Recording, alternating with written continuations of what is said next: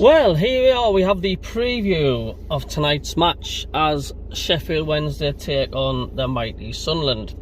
And of course, Sunderland AFC are back on the road this weekend with a Friday night fixture at Hillsborough.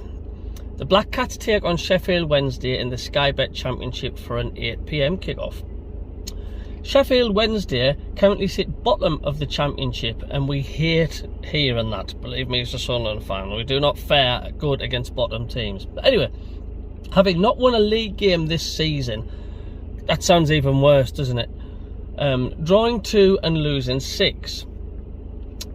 The Owls were beaten 3-0 at Swansea City on Saturday after picking up a midweek 1-1 draw against Middlesbrough on home soil.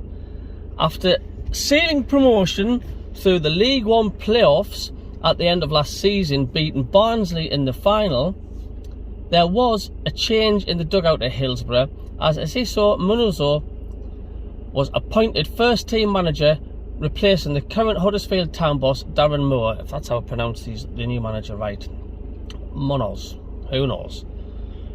The Spaniard recorded over 400 senior career appearances during his playing career, featuring in La Liga for Valencia and Real Betis.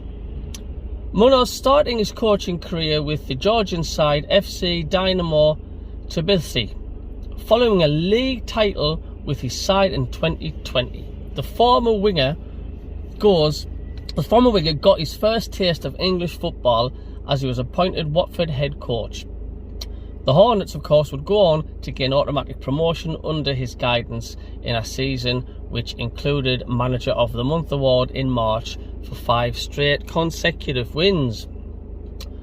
12 new signings came through the doors during the summer, including Ashley Fletcher on loan from Watford and Diejedi Kasama on a permanent deal from Paris Saint-Germain.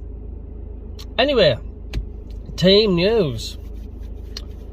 Pierre Ekwa and Bradley Dack are not expected to make their returns for the game at Hillsborough as they continue to be monitored by the club's...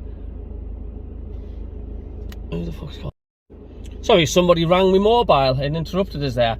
We'll start with team news again. Pierre Ekwa and Bradley Dack are not expected to make their returns for the game at Hillsborough as they continue to be monitored by the club's medical staff. Ekwa is recovering from a dead leg, must be some bloody dead leg, mind, whilst Dack has been hampered by a hamstring injury. Meanwhile, Dennis Sirkin is expected to be available for selection after the up-and-coming international break next week. Aligi Alessi and Alize Miyenda are both now back on the grass as they continue to work their way back from the respective injuries. Corey Evans remains a long-term absentee as he makes progress with his rehabilitation from a knee injury. So there we go then. There we go. I'm just going to sort out my job sheet here. There we go. Yeah, so that's it.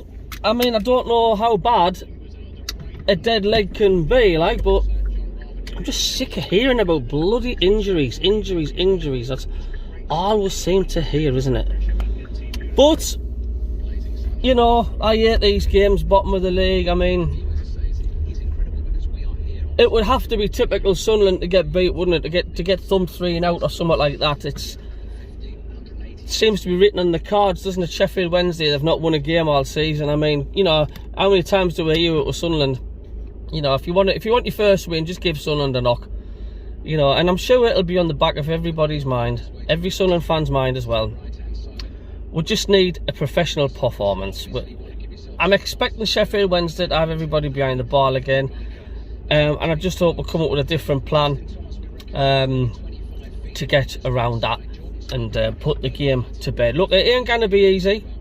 You know, they will be trying. They want their first win. Big ground, Hillsborough. I'll be expecting a decent crowd possibly tonight. There's a good following of Sunderland fans gone down.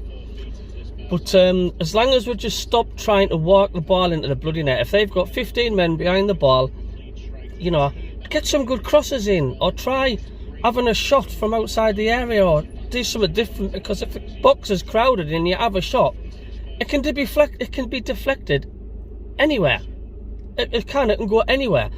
Out for a corner, hit the post, in the back of the net even. And if you've got a corner, out can happen as well. But stop trying to just do this tippy-tappy football and walking it in. I want to see Jack Clark. If it doesn't work for him, I would like to see him start passing the ball a bit more. If it's not working for him, if he tries to do his route one, cut through and run along the 18-yard box, and if he's just getting blocked all the time, pass the ball, give someone else a shot. And that's what we have to do. I'm not expecting a pretty game by all means. Am I expecting a Sunderland win? Yeah, I think everybody is. But whether or not that happens, I do not know. You know, I wouldn't be surprised if we lost 3-0. I wouldn't. But I'm hoping we'd also win 3-0. On paper, we should stuff them. How often does that happen? It is us, after all. But we need to have that plan B tonight and send the 3,000 plus or so Sunderland fans back up north very, very happy. Especially after that frustrating... I'm still bitter, I'm still annoyed at that Cardiff City game. You know, it's so frustrating, isn't it? So if we get a good win tonight, it'll set us off nicely for the weekend, won't it? So come on lads, let's have a fucking plan B and let's just destroy them. How are the lads?